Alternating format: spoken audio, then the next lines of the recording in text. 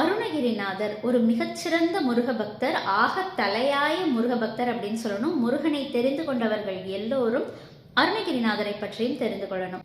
அருணகிரிநாதர் கிபி 15ஆம் நூற்றாண்டில் திருவண்ணாமலை வட்டாரத்துல வாழ்ந்து வந்த ஒரு சாதாரண மனிதர். அதுவும் இல்லாமல் செல்வ வளங்களோடு உள்ள ஒரு குடும்பத்தில் பிறந்து வளர்ந்த மிகுந்த செல்லம் கொடுக்கப்பட்ட ஒரு பையன், ஒரு ஸ்பாயில்டு பிராட் அப்படின்னு சொல்லலாம். இளம் வயதிலேயே நல்ல செல்வ வளம், நல்ல படிப்பு அறிவு புகட்டப்பட்டது. சமஸ்கிருதம், தமிழ் இது எல்லாத்தையுமே நல்லா பாடல்களை பாடக்கூடிய அளவிற்கான ஒரு மேதமையை அவர் பெற்றிருந்தார். நல்ல பருவத்துல, சரியான பருவத்துல அவருக்கு திருமணம் நடந்தது, குழந்தைகள் பிறந்தது. இது எல்லாம் இருந்தும் அவர் கரை கடந்து எங்கே போனார் அப்படின்னா, காமத்தை தேடி, பரத்தையர்கள் இல்லத்தை தேடி அவர் போனார். ஒட்டுமொத்த நேரத்தையும் அங்கேயே செலவிட்டார், காமத்திலேயே கழித்தார்.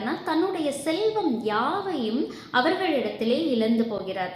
அப்படி இழக்கும்போது கண் எதிரக்க தன்னுடைய சொத்துக்கள் மொத்தமும் அழிந்து போகிறார். செல்வந்தர்களையும், அதாவது சாதாரண மனிதர்களையும் புகழ்ந்து பாடி பரிசு பெற்று அந்த பரிசையும் கொண்டு போய் பரத்தையர்கள் இடத்துல சொல்றாரு. STD அப்படின்னு சொல்லப்படக்கூடிய செக்ஷுவலி டிரான்ஸ்மிட்டட் டிசீஸ் அப்படிங்கிற மாதிரியான பல நோய்கள் இருக்கு. உதாரணத்துக்கு எய்ட்ஸ் எடுத்துக்கலாம். இங்க அருணகிரிநாதருக்கு தொழுநோய் வந்திருக்கு, லெப்ரசி அப்படின்னு சொல்லக்கூடிய உடல் மொத்தமும் அழுகி ஒவ்வொரு விரல்களாக மொத்தமாக எல்லாம் அழுகி கீழே விழும். அந்த அளவுக்கு ஸ்தலம் கோர்த்து அதை அந்த காலத்துல அதுக்கு குணமாகக்கூடிய சாத்தியக்கூறே இல்லை, மருந்தே இல்லைன்றது. அப்போதும் தன்னுடைய காமத்தை இது பண்ண முடியல. பரத்தையர்களிடம் செல்கிறார். நான் தான் அருணகிரி அப்படின்னு சொல்லும் பொழுது எல்லாரும் அவரை வெறுத்து ஒதுக்குறாங்க. அப்ப இருக்கவே இருக்காங்க தன்னுடைய மனையாள் என்று சொல்லி தன் மனையாளிடம் சென்று அவரை கட்டி அணைக்க முயற்சி செய்கிறார். அருவருக்கத்தக்க நிலையிலே இருக்கக்கூடிய கணவனை அவருடைய மனைவி ஏற்க மறுத்து விடுகிறார்கள். இது ஒட்டுமொத்தமா, இந்த ஒட்டுமொத்த ஸ்ட்ரெஸ்ஸும் சேர்ந்து அவருடைய அக்கா இருக்காங்க இல்லையா, அவங்க பர்ஸ்ட் ஆயிடுறாங்க.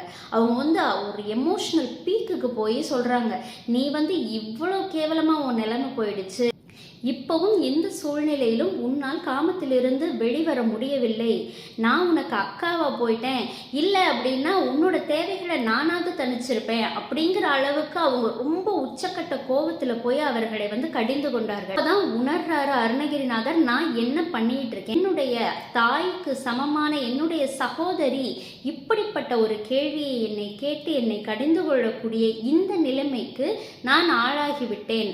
அப்படிங்கிறப்போதான் அவர் தன்னோட சென்ஸ்கே வராரு. இது அருணகிரிநாதரோட வாழ்க்கையில நடந்த ஒரு மிகப்பெரிய ஃபர்ஸ்ட் பிரேக்கிங் பாயிண்ட். மீதி கதையை அடுத்த வீடியோக்கள்ல பார்க்கலாம்.